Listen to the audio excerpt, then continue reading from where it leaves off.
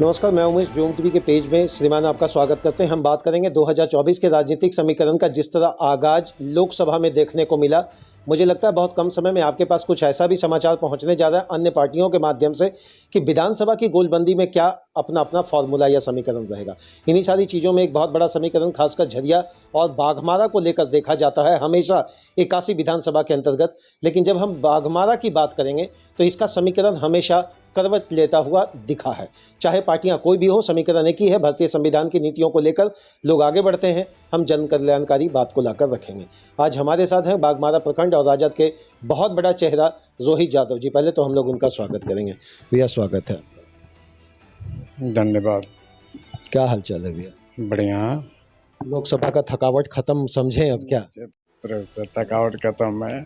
कुछ बताइए भैया, लोकसभा में कैसा तजुर्बा महसूस किया? जब लोगों के बीच में गए तो मुझे लगता है कम समय में इतना प्यार और एक बड़ा बड़ा कार्यक्रम करके मुझे लगता है विरोधियों के आंख का किरकिरी आप बन गए हैं।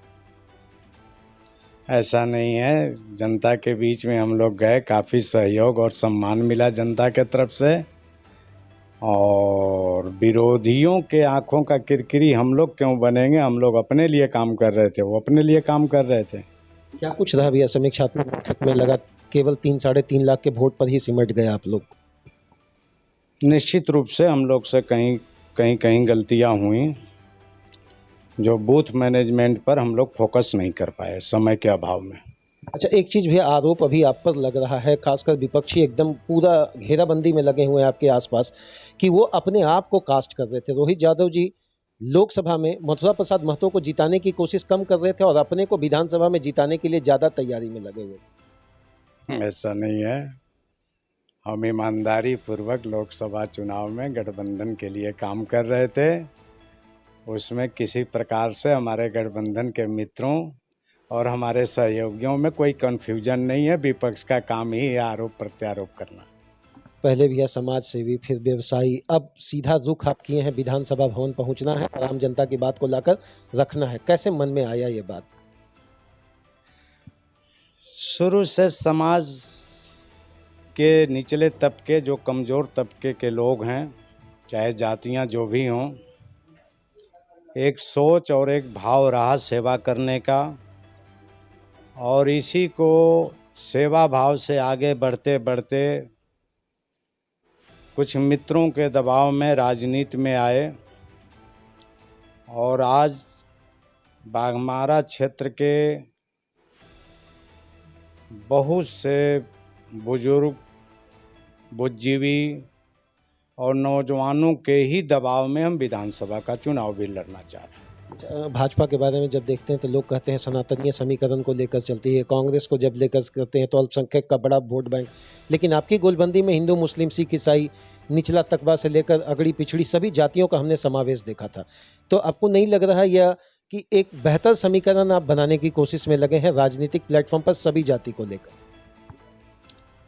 चुनाव हारना, चुनाव जीतना, ये कोई मायने मतलब नहीं रखता। हम बाघमारा में अगर चुनाव लड़ते हैं तो 47 के बाद अब तक जो चुनाव हुए हैं, जाति, धर्म, अगड़ी, पिछड़ी, बाहरी, भीतरी, ये सारे बंधन टूटे हुए आपको नजर आएंगे। ये हमारी कोशिश होगी। ये जीतने के लिए राजनीति है या समाज सेवा? अब इसको हम थोड़ा सा घूमते हैं, हम लोग बाघमारा नहीं तो रोहित भैया का क्या समीकरण है? समाज सेवा। सब कोई कहता है गरीब का बेटा, दलित का बेटा, बाद में इतना पैसा, इतना फंड, इतना ऐशो आराम। क्या रोहित जी भी उसी ट्रैक में चले जाएंगे या लगता है कि नहीं कुछ नया समीकरण बनाएंगे? कुछ नहीं करेंगे, जीतने के बाद भी यहीं बैठे मिलेंगे आपसे। और जो हमारी आदत है अपने लोगों की सेवा करना, उस काम में निरंतर लगे रहेंगे। जीतने के बाद कोई परिवर्तन आएगा तो पुनः आप याद दिलाएंगे। अच्छा, बाघमारा में बहुत बड़ा समस्या जो आपको लगा कि हम देखें अपनी आंखों से, लोगों का दर्द को समझे और राजनीति में आए, वो समस्या को हम आपके मुख से जानना चाहते हैं। बाघमारा में सबसे बड़ी समस्या है पानी का। खास करके जो ग्रामीण क्षेत्र हैं, कोलेरी क्षेत्रों में पीट वाटर मुहैया है, लेकिन ग्रामीण क्षेत्रों में पानी की इतनी बड़ी समस्या है कि आज भी माँ बहनें एक एक किलोमीटर तालाब और कुआं से जा कर के पानी लाती हैं पीने का। और दूसरी समस्या है बेरोजगारी। इतनी समस्या पूरे देश के किसी विधानसभा क्षेत्र में नहीं होगा जो हमने अपनी आंखों से लोकसभा चुनाव के दौरान देखा। तो हमारा फोकस यही रहेगा कि अगर यहाँ की जनता अगर हमारे ऊपर भरोसा करके हमको चुनाव जिताती है तो सबसे पहला काम बाघमारा के ग्रामीण क्षेत्रों में पानी के लिए प्रयास करें। अच्छा, आपके भाषण में एक चीज़ देखते हैं, बड़ा मुखर होकर भाजपा का विरोध करते हुए दिखते हैं, क्या कुछ समझें इसको? नहीं, भाजपा के ही तो खिलाफ यहाँ अगर चुनाव लड़ा जाएगा तो भाजपा के ही खिलाफ लड़ा जाएगा, तो विरोध किसका किया जाएगा? कल के तो भाषण से आप बड़ा खुश होंगे, कहीं ना कहीं राहुल गांधी जी का जो भाषण रहा, सर्फ एक्सल जैसा विपक्ष पक्ष में बैठे हुए लोगों को उन्होंने धोया है, तो क्या कुछ कहेंगे महागठबंधन को लेकर जिसमें आप एक नया समीकरण के तौर पर आने वाले हैं?